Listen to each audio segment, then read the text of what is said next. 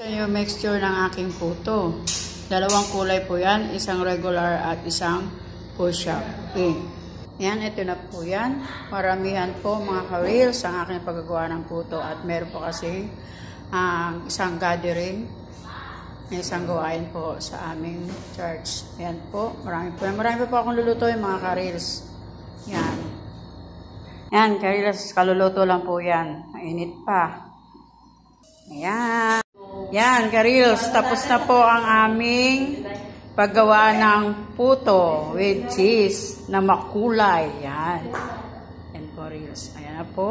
Ayan na po. Ito po ay fuchsia pink at violet. At ito po ay original na white at saka fuchsia pink din.